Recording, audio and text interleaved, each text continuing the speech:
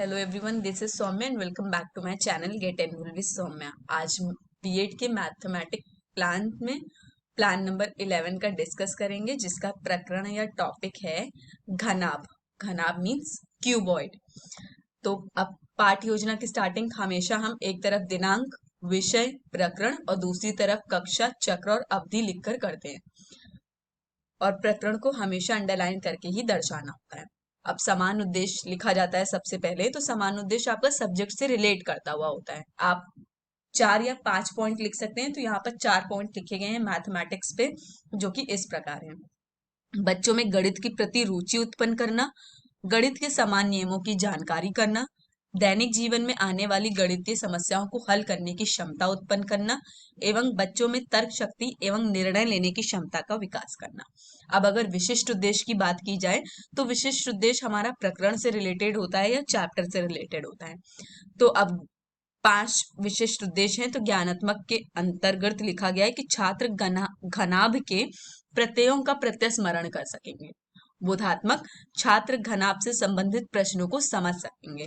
आगे बढ़ते हैं। विश्लेषणात्मक, छात्र घनाभ के घटकों का विश्लेषण कर सकेंगे। संश्लेषणात्मक, छात्र घनाभ में संबंधित निष्कर्ष निकाल सकेंगे। क्रियात्मक, छात्र दैनिक जीवन में घनाभ से संबंधित ज्ञान का प्रयोग कर सकेंगे। सहायक सामग्री की बात करते हैं, तो आपको उन चीजों को लिखना है जो आपने टीचिंग के दौरान यूज की है, जैसे चौक, डस्टर, श्यामपट्ट, चार्ट इत्यादि। अब मान लीजिए आपने कोई और ऑब्जेक्ट भी यूज किया है घनाभ के शेप को समझाने के लिए, तो आप उन चीजों को भी मेंशन कर सकते हैं। पूर्व ज्ञान की बात करते हैं, तो आपने बताया है कि बच्चे घनाभ से संबंधित सामान्य जानकारी रखते हैं।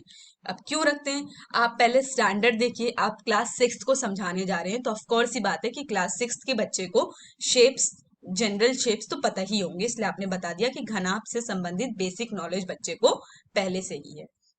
अब प्रस्तावना की बात करते हैं, मतलब इंट्रोडक्टरी क्वेश्चंस।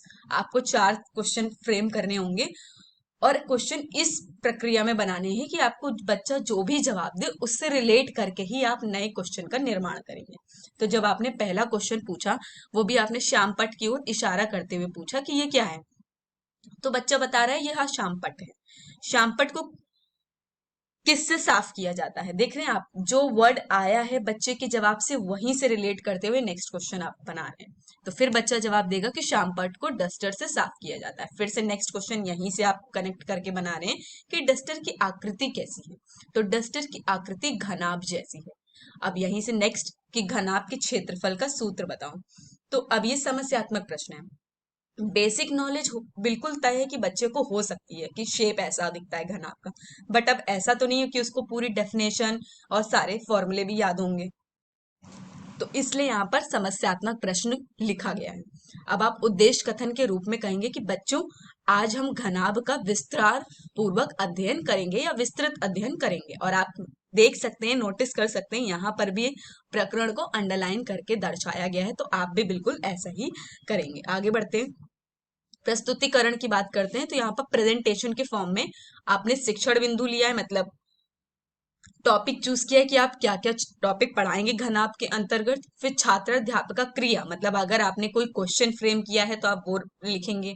आपने स्पष्टीकरण, आपको क्या क्या बोलकर करना है, आप वो चीजें भी यहाँ पर लिखेंगे, मेंशन करेंगे। नेक्स्ट है छात्र प्रतिक्रिया। अब बच्चों का क्या रिस्पॉन्स रहा, भाई आपने क्वेश्चन पूछा तो उनका जवाब के रूप में उन्होंने क्या बोला, या अगर आप स्पष्टीकरण करके कुछ समझाने की कोशिश कर रहे थे तो बच्चे का क्या व्यवहार था उस वक्त। नेक्स्ट है आपका शिक्षण विधि, कि विधि कौन सी यूज हुई आपके पढ़ाने के दौरान। तो अब भाई, अब जब आप प्रश्न पूछेंगे तो ऑफकोर्स सी बात है वो आपकी विधि प्रश्नीकरण हो गई, लेकिन जब आप स्पष्टीकरण करके समझाने की कोशिश करेंगे तो आपकी विधि व्याख्यान होगी। और लास्ट में आता है आपका शामपटकार। बहुत कम शब्दों को यूज करते हुए आप बच्चों को समझाने का प्रयत्न करेंगे। देखिए, आप इतनी बड़ी एक्सप्लेनेशन समझाने के लिए तो बच्चे को कर सकते हैं, लेकिन ये संभव नहीं कि अब आप इतनी बड़ी बड़ी चीजें सब जाके बोर्ड पे लिख दें। बोर्ड पे आपको बहुत शॉर्ट कंटेंट ही लिखना होता है, तो आपको इनमें से बहुत सटीक टू द पॉइंट चीजें लिखकर समझानी है बोर्ड पर। तो अब बात करते हैं पहले शिक्षण बिंदु, मतलब पहला हेडिंग जो आपने चूज किया वो है घनाभ। अब आप कोई भी हेडिंग ऐसे डायरेक्ट पढ़ाना स्टार्ट नहीं करते हैं, आप एक या दो क्वेश्चन पुट अप करते हैं स्टार्टिंग में। तो पहला प्रश्न आपने बच्चों से किया कि घनाभ की आकृति वाले वस्तुओं का उदाहरण दो। तो बच्चा आपको जवाब दे रहा है कि श्यामपट्ट, डस्टर आदि घनाभ की आकृति के उदाहरण है। और विधि कौन सी हो गई? प्रश्नीकरण, क्योंकि आपने प्रश्न पूछा था। स्पष्टीकरण के दौरान आप बोलेंगे कि घनाभ एक ऐसी त्रिआयामी 3D आकृति है जिसके 6 आयताकार फलक होते हैं। इसमें 6 फलक फेसेस, 8 कोने वर्टिसेस व 12 किनारे एजेस होते हैं। विकर्ण मतलब उसके डायगोनल भी बताइए आप कि घनाभ में कुल 4 विकर्ण होते हैं और घनाभ के विकर्ण की लंबाई का फॉर्मूला क्या है? Length square plus breadth square plus height square in under root. और अब बच्चों का क्या व्यवहार रहेगा स्पष्टीकरण के दौरान? तो देखिए, जब भी आपको स्पष्टीकरण करेंगे तो बच्चे ध्यान पूर्वक उस चीज को सुनेंगे और समझेंगे। तो आप वही चीज यहाँ पर मेंशन करके बताने का कोशिश कर रहे हैं। विधि आपकी हो गई व्याख्यान, क्योंकि अब आपने क्या किया था? एक्सप्लेन किया था। अब आप श्यामपट्ट कार पे लिख रहे हैं कि घनाभ क्या है? एक त्रिआयामी समांतर षटफलक आकृति जिसका प्रत्येक फलक आयताकार हो। और विकर्ण का फॉर्मूला लिख देंगे कि length square plus breadth square plus height square in under root. Next heading पे आते हैं जो कि है घनाभ का क्षेत्रफल। तो फिर से आप एक या दो क्वेश्चन पुटअप करेंगे, उसके बाद ही आप समझाएंगे कुछ भी। तो आपने यहाँ पर एक क्वेश्चन पुटअप किया कि घनाभ में कुल कितने फलक होते हैं। अब कुछ देर पहले ही बिल्कुल आपने चीजें समझाई हैं तो बच्चा आसानी से जवाब दे देगा, उसको परेशानी नहीं होगी। तो आप बता देंगे कि मतलब बच्चा आपको बताएगा कि घनाभ में कुल 6 फलक होते हैं। और विधि हो गई आपकी प्रश्नीकरण, क्योंकि आपसे प्रश्न पूछा गया है। अब फिर से स्पष्टीकरण करके आप बताएंगे कि घनाभ का क्षेत्रफल क्या होगा? 2 length breadth plus breadth height plus height length, जहां पर एल आपकी लंबाई है, बी आपकी चौड़ाई और एच आपकी ऊंचाई है। फिर से बच्चा ध्यान पूर्वक सुनेंगे व समझेंगे। विधि होगी व्याख्यान। अब आप बोर्ड पर डायरेक्ट फॉर्मूला लिखेंगे और डिस्क्राइब कर देंगे कि एल आपकी लंबाई है, बी चौड़ाई है और एच आपकी ऊंचाई। आगे बढ़ते हैं।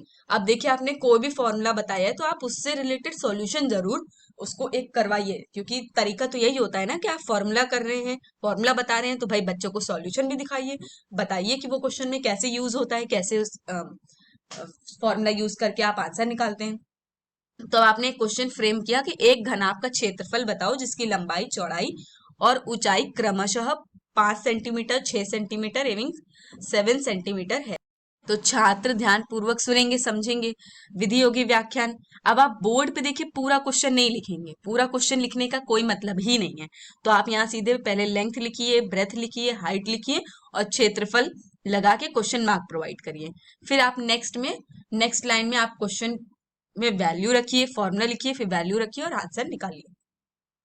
नेक्स्ट आपकी हेडिंग है घनाभ का आयतन। अब फिर से आप पहले एक या दो क्वेश्चन पूछिए। तो आपने क्वेश्चन पहला पूछा कि घनाभ में कितने कोने होते हैं। अब हमने लास्ट स्लाइड्स में ही पढ़ाया है कि भाई कितने कोने होते हैं, तो बच्चा बता देगा आसानी से, उसको कोई दिक्कत नहीं होगी। तो वो बताएगा आपको कि घनाभ में 8 कोने होते हैं। और विधि हो गई प्रश्नीकरण। वैसे अब मैं एक इम्पॉर्टेंट चीज समझाना चाहती हूँ जो कि प्लान से रिलेटेड नहीं है, बट फिर भी अब ये डिस्कशन हो रहा है तो मैं बता देती हूँ। अगर बच्चा इन केस जवाब नहीं दे पाया तो तो क्या ये बच्चे की गलती है? नहीं, बिल्कुल भी नहीं। टीचिंग लाइन में अगर ऐसा आपके साथ हो रहा है कि आपने कुछ समझाया और बच्चा नहीं जवाब दे पा रहा है, इसका मतलब कमी बच्चे में नहीं है, कमी आपके समझाने में कहीं ना कहीं रह गई है। अब आप अगर ये कहेंगे कि 3 बच्चों ने दे दिया, 2 बच्चे नहीं दे पा रहे हैं, तो उन 2 बच्चों हो सकते हैं वो स्लो लर्नर हो। तो स्लो लर्नर को भी तो कोप अप करने की कोशिश आप ही करेंगे ना भाई, बच्चा तो नहीं कर पाएगा अपनी तरफ से। तो इसलिए आप ऐसी चीजें समझाइए, टाइम दे के चीजों को समझाइए कि बच्चा आपका क्वेश्चन का रिप्लाई कर पाए। क्योंकि टीचिंग लाइन में या आप कभी कॉम्पिटेटिव एग्जाम में भी ये क्वेश्चन आ सकता है कि अगर बच्चा आपके क्वेश्चन का रिप्लाई नहीं दे पा रहा तो उसमें क्या, किस चीज की कमी है। तो बिल्कुल सीधी सीधी सटीक चीज है, सीधी आंसर यही होगा कि टीचर के समझाने में कमी रह गई है, या उसके डेमोन्स्ट्रेशन में, मतलब आप दिखा कर कोई चीजें समझाने की कोशिश करिए, कुछ और तरीके अपनाइए कि उसको समझ में आए। तो ये विधि हो गई आपकी प्रश्नीकरण। अब स्पष्टीकरण में आपने घनाभ का आयतन का फॉर्मूला बता दिया, length into breadth into height, और फिर बता दिया कि लंबाई, चौड़ाई और ऊंचाई होते हैं आपके ये लेंथ, ब्रेथ, हाइट। फिर से आप एक क्वेश्चन पुट अप करेंगे। भाई क्यों करेंगे? क्योंकि अब आपने फॉर्मूला दिया है तो अब आपको उसको सॉल्व करके भी दिखाना है। बच्चे को समझ में भी तो आना चाहिए ना कि इस चीज का कोई काम भी है। सिर्फ निकाल रहे हैं आयतन तो क्यों निकाल रहे हैं, क्या जरूरत है? तो उसको समझाइए क्वेश्चन करके कि क्वेश्चन ऐसा आए तो भाई ये इस तरह का फॉर्मूला हम यूज करके वैल्यू निकालते हैं। तो क्वेश्चन आपने बनाया कि एक घनाभ का आयतन ज्ञात करो जिसकी लंबाई, चौड़ाई तथा ऊंचाई 7 सेंटीमीटर है। छात्र ध्यानपूर्वक सुनेंगे और समझेंगे। आप बोर्ड पे सॉल्यूशन प्रोवाइड करेंगे। मैं नेक्स्ट स्लाइड पे आपको दिखा देती हूँ सॉल्यूशन। तो लेंथ लिखिए, ब्रेथ लिखिए, हाइट लिखिए और आयतन का फॉर्मूला लिखिए, वैल्यू पुट करके सॉल्यूशन निकाल दीजिए। अब मान लीजिए आपने क्लास में चार्ट यूज किया है। चार्ट यूज किया है तो आप एक मिनी चार्ट भी बनाइए और यहाँ पर शिक्षण विधि में लगाइए। तो इसमें क्या है, कोई बहुत कॉम्प्लेक्स चीज नहीं है। मैंने सिर्फ घनाभ ऊपर लिख दिया है, शेप बनाया है, क्योंकि भाई बच्चे को शेप के थ्रू ही तो आप चीजें समझाएंगे। फिर आप विकर्ण का फॉर्मूला लिखेंगे, क्षेत्रफल का फॉर्मूला लिखेंगे, आयतन का फॉर्मूला लिखेंगे और बता देंगे कि एल बी एच आपके हैं क्या, लंबाई, चौड़ाई और ऊंचाई है। तो आप बड़े चार्ट पे समझाएंगे कोई चीज तो आपको उसको मिनी फॉर्म में मतलब शॉर्ट में भी आपको यहाँ पर लगा देना होगा, तो अच्छा इम्पैक्ट पड़ता है, समझ में आता है आपके टीचर को कि सच में इस टीचर पीपल ने इतनी मेहनत की है। अब आते हैं बोधात्मक प्रश्न पे। तो आपने क्वेश्चन फ्रेम किया कि घनाभ क्या है, घनाभ के विकर्ण की लंबाई का सूत्र बताओ, घनाभ के क्षेत्रफल का सूत्र लिखो, घनाभ के आयतन का सूत्र लिखो, घनाभ का क्षेत्रफल व आयतन निकालो जब लंबाई 2 सेंटीमीटर, चौड़ाई 3 सेंटीमीटर और ऊंचाई 4 सेंटीमीटर है। अब इन क्वेश्चंस का सॉल्यूशन आप बोर्ड वर्क के थ्रू दिखाएंगे। अब आप श्याम पटकार कैसे दिखाएंगे? देखिए, सबसे पहले इंपॉर्टेंट चीज है भाई, अपने बोर्ड को 2 भागों में विभाजित समझिएगा। एक और काम करने के बाद ही आप दूसरी ओर लिखना प्रारंभ करेंगे। टीचिंग करने का और बोर्ड यूज करने का सबसे सही तरीका यही है। अब आप स्टार्टिंग में दिनांक, विषय, प्रकरण लिखेंगे एक तरफ और दूसरी तरफ कक्षा, चक्र और अवधि लिखेंगे और प्रकरण को अंडरलाइन करेंगे और आप फिर उत्तर बोर्ड पर लिखेंगे। अब निरीक्षण कार्य की बारी आती है। जब बच्चा ये सब बोर्ड वर्क नोट करेगा अपनी कॉपी में तो टीचर का क्या काम होगा? आप टीचर प्यूपिल हैं या टीचर हो, आपका काम सिर्फ इतना होना चाहिए कि आप क्लास में घूम घूम कर देखिए कि बच्चा काम कर रहा है कि नहीं, और अगर कुछ नहीं समझ में आया तो आप उसे समझाने की कोशिश भी कर सकते हैं। अब आप पुनरावृत्ति प्रश्न फ्रेम करेंगे। पुनरावृत्ति प्रश्न क्या होता है? रिवीजन के फॉर्म में क्वेश्चंस फ्रेम करना। आप चाहे ट्रू फॉल्स बनाइए, चाहे राइट रॉन्ग बनाइए, चाहे मैच द फॉलोइंग दीजिए, चाहे फिलअप्स दीजिए, चाहे कुछ भी एमसीक्यू दे दीजिए, किसी भी फॉर्म में आप कर सकते हैं। तो यहाँ पर रिक्त स्थान भरो के फॉर्म में आपने 2 क्वेश्चन फ्रेम किए हैं। लास्ट में आप गृह कार्य देकर पाठ्य योजना समाप्त करेंगे। तो यहाँ पर आपने दिया है कि घनाभ का आयतन निकालो जिसकी लंबाई, चौड़ाई और ऊंचाई इतना इतना है। तो आज के लिए बस इतना ही। Please don't forget to like, share and subscribe. Keep supporting, keep learning. Thank you.